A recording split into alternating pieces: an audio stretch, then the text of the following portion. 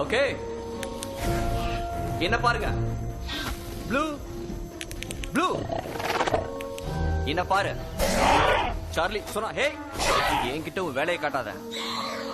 Delta, ஒழுங்கா இரு. Good. சரி, இப்ப நகருங்க.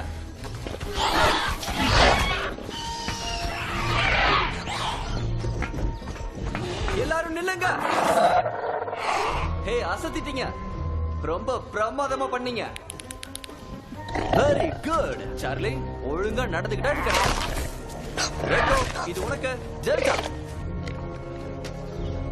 ப்ளூ, இது உனக்குதான். இல்லங்க, என்ன பாருங்க. ஓடுங்க.